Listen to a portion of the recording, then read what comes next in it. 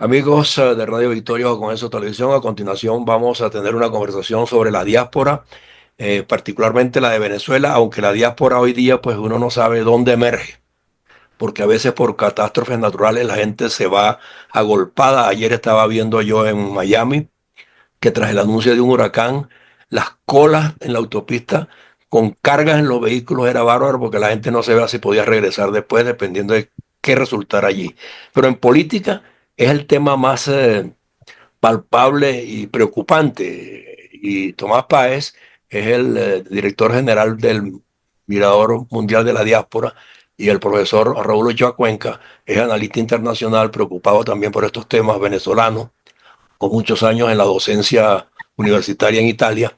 Y queremos hablar un poco de esto porque lo de Venezuela está tomando un cariz que nadie sabe si los que están saliendo y han salido regresarían algún día, Tomás.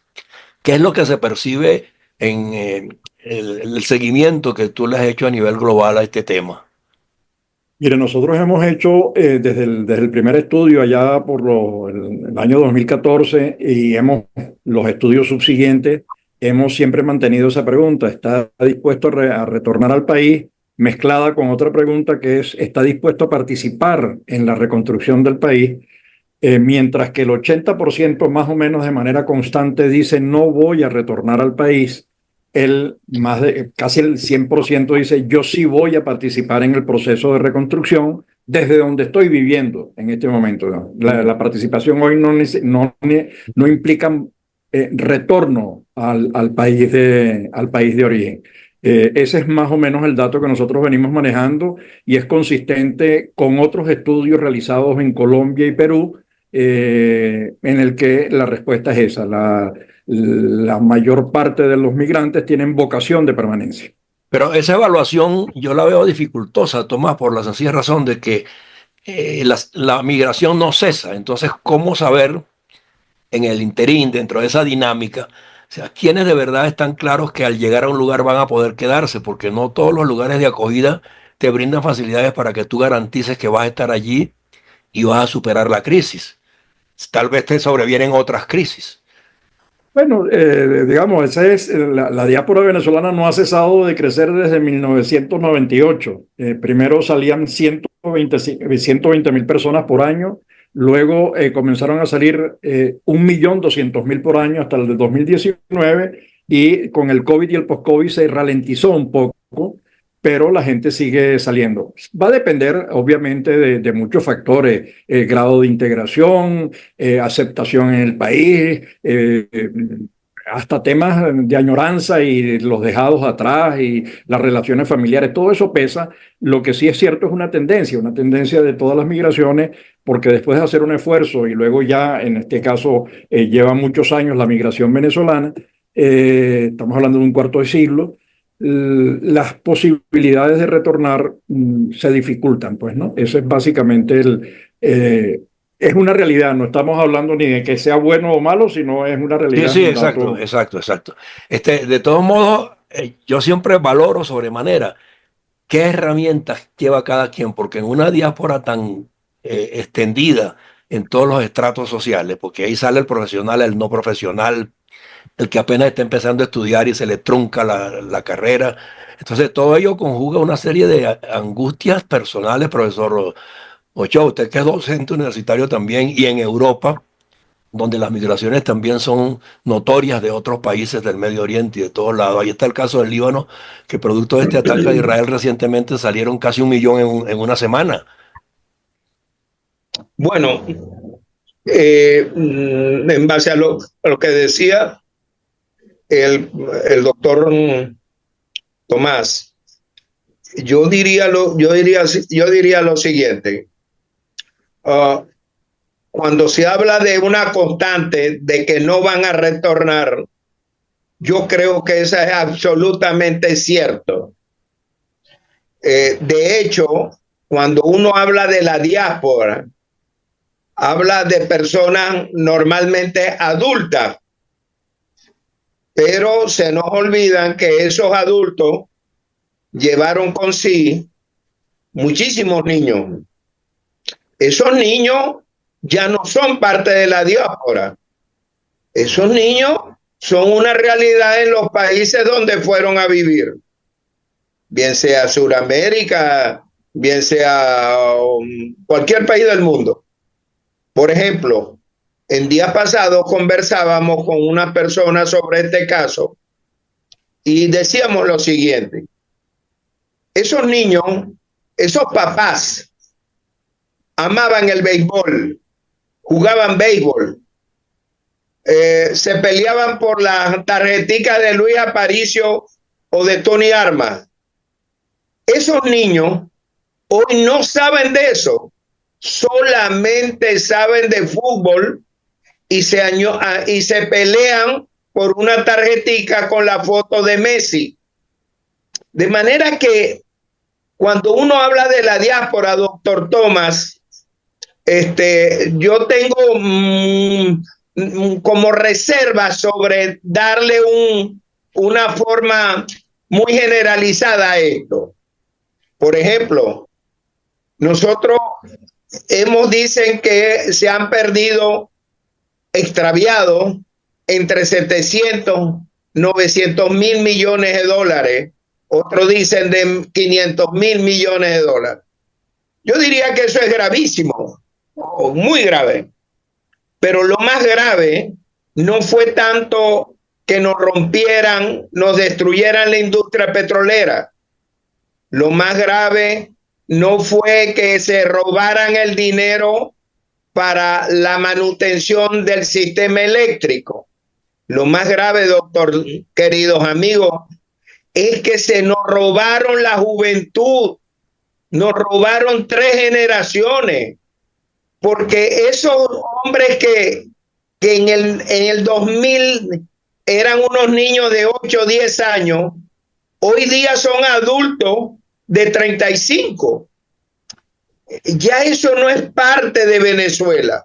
Por eso es que yo he venido insistiendo, distinguidos señores, que uno de los grandes problemas que tenemos, si es que llega el proceso de la reconstrucción, el cual añoro, sueño, es la pérdida, primero, de identidad nacional, y segundo, estamos como consecuencia, hemos perdido parte de la soberanía de nuestra nación. El territorio, se dice que se han perdido más de 150,000 kilómetros. La diáspora, no sé, doctor Tomás, y no sé, doctor Lares, pero se habla entre 8 y 9 millones de personas. Y por último, el otro elemento fundamental para establecer la soberanía de una nación es un gobierno, un órgano administrativo. Y aparentemente no tenemos un órgano legítimo ni bien constituido.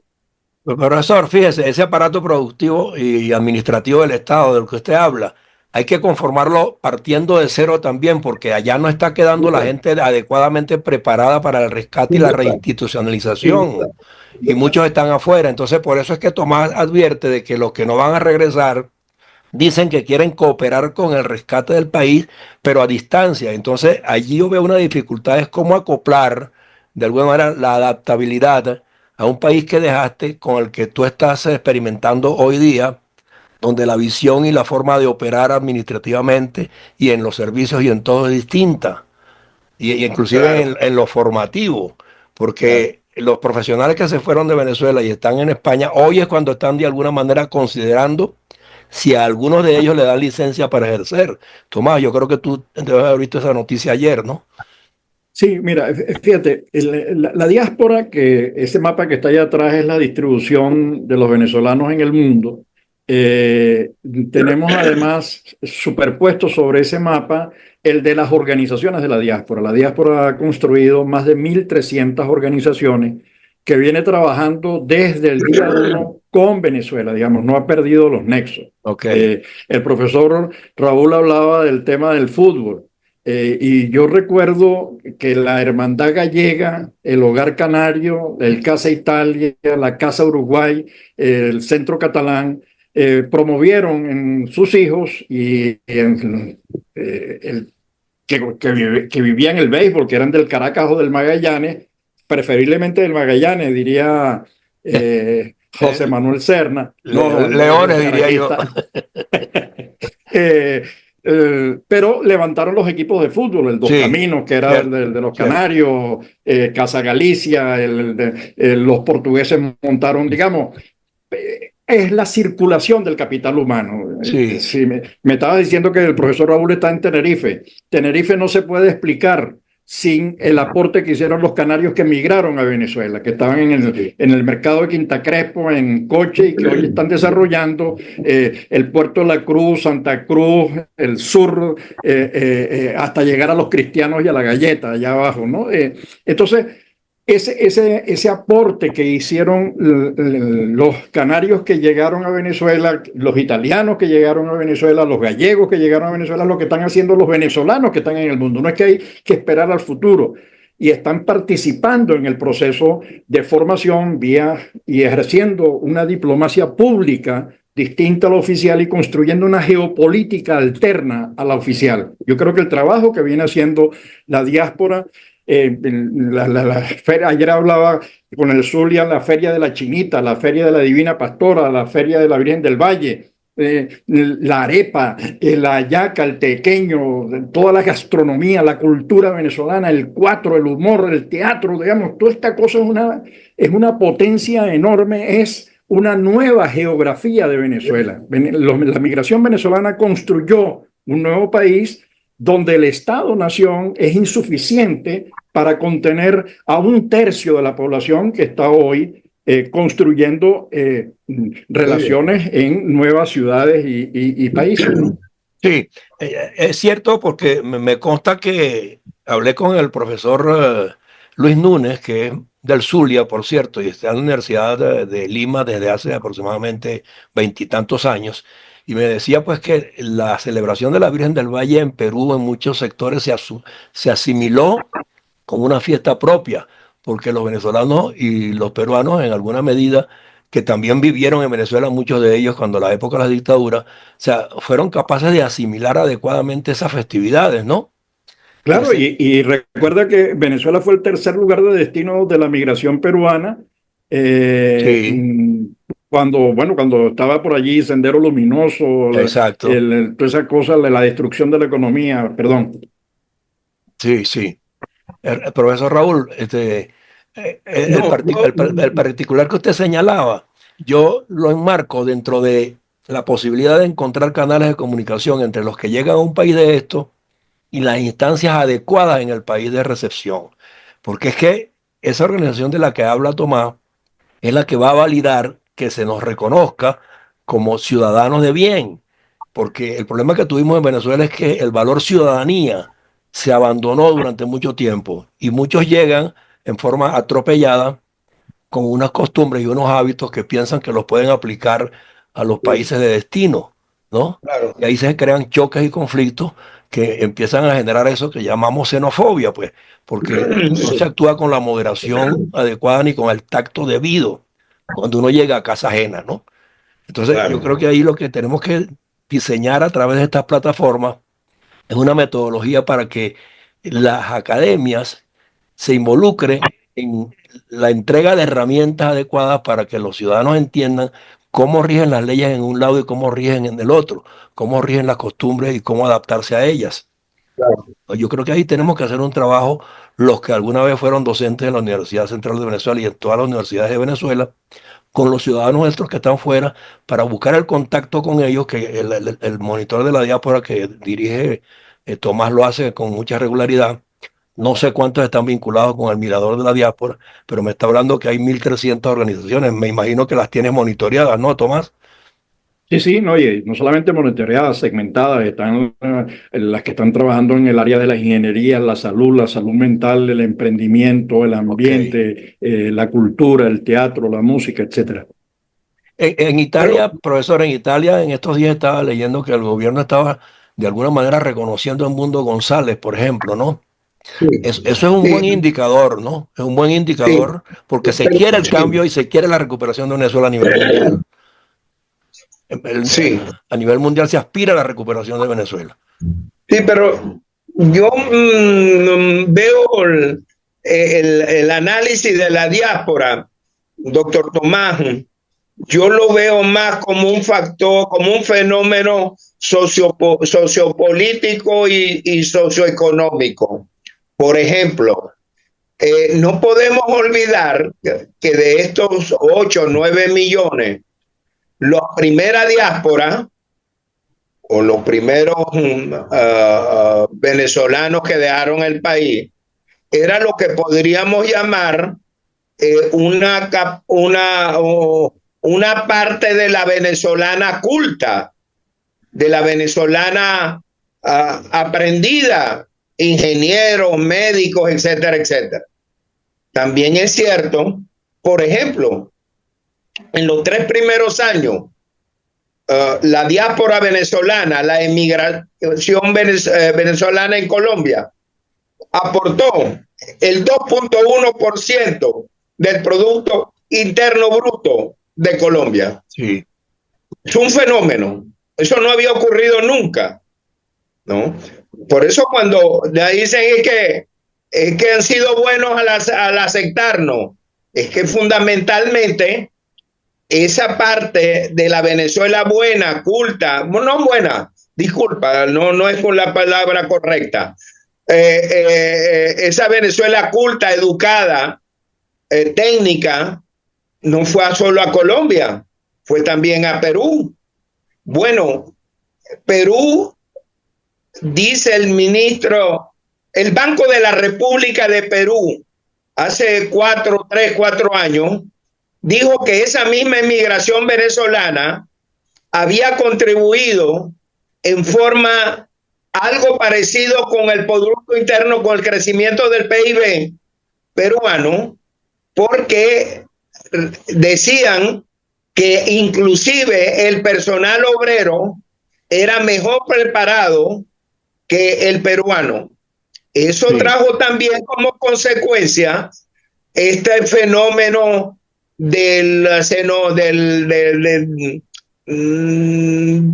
la xenofobia, cosa que nunca había sido operado en países multiétnicos. Por ejemplo, Perú, un país multiétnico como Bolivia y Ecuador. Sí. ¿No? Entonces, yo creo, doctor Tomás, que es muy interesante el lazo que se mantenga con la madre patria de esos venezolanos en otros países. Pero lo que me llama mucho la atención y lo veo como un elemento que certifica mi sospecha, mis temores, que el 100% dice yo quiero colaborar en un proceso de reconstrucción del país, pero el 80% dice yo no regreso. Es obvio. ¿Cómo le puedo yo exigir a un venezolano que esté en cualquier país relativamente organizado que cuando va a sacar dinero del cajero automático no tiene que llevar 2 o 3 personas para que le cuiden la espalda ante los hipotéticos atracadores? Claro. O ante la policía que se ha convertido en un delincuente? De manera que yo diría que en principio yo estoy totalmente de acuerdo con el análisis del doctor Tomás. No, es que lo compartimos porque es impresionante. Sí, Tomás le hace un seguimiento minucioso. Tomás es sociólogo de la Universidad Central de Venezuela y doctorado en esa disciplina y tiene años trabajando estos problemas, ¿no? Y yo veo que la metodología que él está manejando con respecto a la ubicación de estos grupos de migrantes en distintas partes del mundo, que creo que son 92 países, ¿no, Tomás? Donde están 90, ya y los tienen ustedes focalizados, ¿no? Entonces, eso es importante porque es la manera de ver cómo se estructuran mecanismos de comunicación entre unos y otros, porque es que no es lo mismo el que está en Estados Unidos que el que está en Nueva Zelanda o el que está en Islandia o el que está en Perú o el que está en Chile o que está, ¿me entiendes? Entonces yo creo que ahí se conjugan factores distintos a ser tomados en cuenta, ¿no?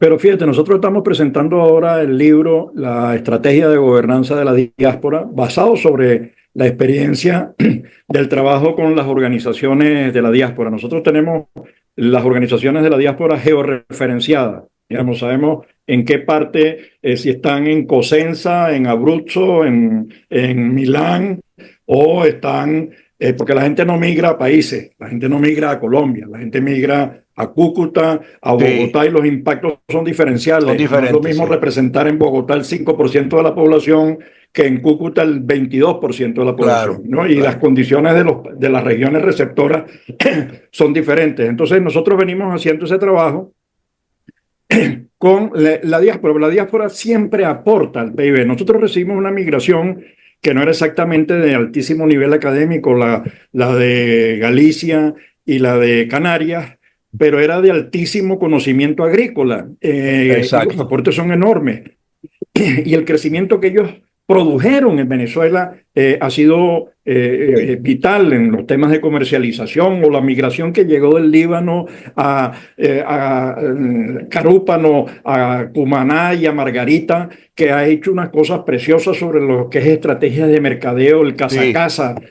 Entonces, digamos, las diásporas siempre aportan al PIB. Lo ha hecho, yo acabo de estar en Roraima, en Brasil, que es uno de los estados de menor desarrollo relativo. El aporte significativo es en República Dominicana, en Panamá, en Colombia, en Perú, en Chile, donde hay diáspora siempre. Y nosotros somos un país ejemplo en esa. Solo un tema para ir cerrando. Yo creo que el tema de la xenofobia no hay que buscarlo fuera. La xenofobia realmente se produce en Venezuela. sí. Venezuela es un gobierno que le tiene desprecio Muy bien, a sus muy bien. ciudadanos. Uno, no existen oficialmente, no existen en las estadísticas. Dos, los llaman armas bioterroristas o tontos que se fueron del paraíso al infierno. Tres, les impide participar en el registro electoral y participar en las elecciones. 6,5 millones de venezolanos no pudieron votar. Luego ahora les exigen un pasaporte vigente. Sí. Vigente, eso es porque además el pasaporte para el venezolano que está más allá de la frontera convencional, que está en la nueva geografía, no le sale más caro, digamos, es un ciudadano de segunda. Entonces la xenofobia no hay que buscarla en Perú, en Colombia o en Panamá. La xenofobia comienza con el Muy gobierno bien. venezolano que desprecia a Claro, sus claro, ciudadanos. claro, claro. No, y tenemos una circunstancia que, por ejemplo, hay ciudadanos que salen de Venezuela a un país el que le queda más cerca en la frontera, pero de allí intenta irse moviendo hasta que consigue la adaptabilidad necesaria, ¿no? Entonces, todo ello conjuga una complicación tremenda desde el punto de vista anímico, desde el punto de vista espiritual y desde el punto de vista de identidad, porque no sabe dónde va a encajar mejor, ¿no? Pero de cualquier manera, Yo quisiera, nos quedan 3 minutos, hacerle una profesor. pregunta, le quisiera hacer una pregunta al doctor Tomás. Sí, Este, ¿Se prevé, hay alguna estadística sobre la nueva diáspora, sí, la actual? para cerrar, sí. No, sí hay, digamos, lo que está ocurriendo ya vía Pacaraima en Guayana, en el estado Bolívar, con Brasil, vía Guyana, vía Trinidad, vía Colombia, vía Darién o vía Aruba, Curazao, sigue creciendo, y en algunos casos se ha multiplicado ha crecido de manera muy grande el nuevo número de migrantes venezolanos que está saliendo de Venezuela. La otra cosa es aquellos que también desde los países, como decía José Antonio, se están moviendo hacia otras Claro, latitudes, hacia Estados claro. Unidos o España o Europa en Do- general. Bueno, mira, yo quisiera por último, doctor, decirle lo siguiente. Primero, que estoy muy agradecido de la conversación con usted. Realmente me ha dicho cosas que desconocía. Segundo, hubo una reunión de los ingenieros sanitaristas de los departamentos del norte y del sur de Santander. La conclusión, que fue en las conclusiones de esa convención, fue enviada a los gobernadores y al ministro de Salud Pública. Ellos dijeron, estoy hablando de hace unos 3 meses, que si a la zona metropolitana de Cúcuta le llegasen entre 20 y 25.000 nuevos residentes, el sistema de recolección de agua servida colapsará.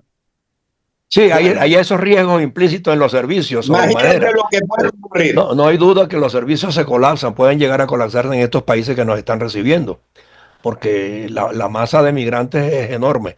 Pero de todos O modos, visto al revés, un incentivo para nuevas inversiones. no hay incentivo para nuevas inversiones. Bueno, de todos modos, el tema lo vamos a seguir tocando.